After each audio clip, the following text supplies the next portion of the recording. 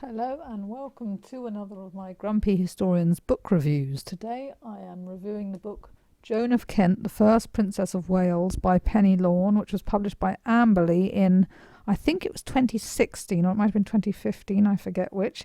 It does have a shockingly ugly cover, but don't judge a book by its cover, as the old saying goes. Now, it's taken me a frightfully long time to get around to reviewing this book. I actually finished reading it well over a year ago, not because it was bad or anything like that, it's just time constraints and all that. It's a very, very good book about Joan of Kent, as the title suggests. She was the wife of the Black Prince, Edward the Black Prince of Wales, the eldest son of King Edward III, who actually tragically never became king because he predeceased his father by 1 year. He died in 1376 and his father died in 1377. It's basically a study of her life and her career, her marriage to the Black Prince. Very good primary sources in the back, lots of medieval records and such, so it's very well researched, very accurate, but also it's quite readable. It's not one of those academic tomes that you can't get through. It's almost everything you'd ever like to know about Joan of Kent. And what I appreciated also is some of the information towards the end, in which she addresses some modern controversies about the time period and also about Joan's relationship with some of her relatives, particularly her brother-in-law, John of Gaunt, Duke of Lancaster. That was her husband's brother, the third son of King Edward III. Gaunt is quite a controversial figure nowadays because, let's just say, certain historians don't like him. They claim that he was treacherous and out to get his brother, out to get his nephew's throne and all that. But Ms.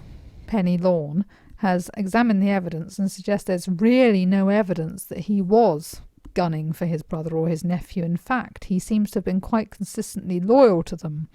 All the stuff about him wanting to get them is based on either hindsight, the fact that his son, Henry, did ultimately depose the Black Prince's son, Richard II, but this happened many years later. This happened in 1399. And of course, the people living in the 1370s, their fathers, they didn't know the future. They didn't know this was going to happen. But also, there was a lot of jealousy around Gaunt because after his father, King Edward, died and his brother died, he was a leading nobleman in the country. People feared him. They thought he was too ambitious. So there was a lot of rumour mongering and gossip around.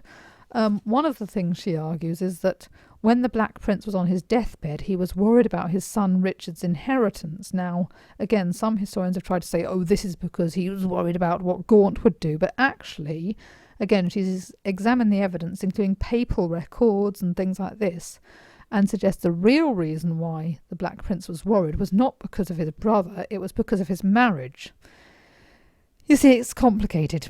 Joan of Kent had actually been married bigamously before she married the Black Prince. She'd been married to a chap called Sir Thomas Holland, who was a household knight at the time when she was a teenager, probably about 12.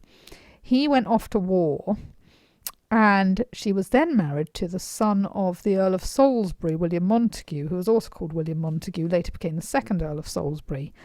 She was married to him without telling anyone that she was already married to Thomas Holland. Yeah, you can imagine. So he got back from the war, saw his wife married to someone else, and kicked up a big stink about it. It had to go all the way to the Roman Church, and the Pope eventually judged that Holland was indeed her rightful husband, and she had to return to him. So yes, a bit of medieval bigamy there.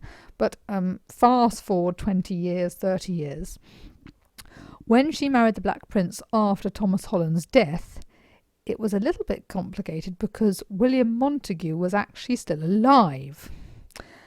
And they got a dispensation from the Pope to marry her and the Black Prince because they were cousins and all that. But that Pope then died and another Pope came along. And what they were worried about is he would then turn around and say, actually, you're still married to William Montagu. Your marriage to the Black Prince is bigamous and your son is illegitimate. And the Pope had actually been threatening something like that for a while because papal politics could be determined by international politics, and honestly sometimes the popes just went on a whim.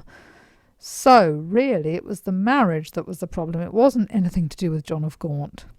So I would highly recommend this book if you want to know anything about late 14th century power politics and the relationships of the Plantagenet family, but also I think if you want to know something about the Black Prince and John of Gaunt and their relationship.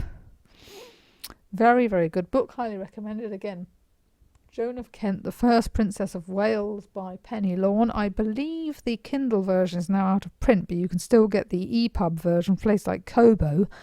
And of course, you can get the paperback and hardcover. So, that's all from me for now. Goodbye, peasants.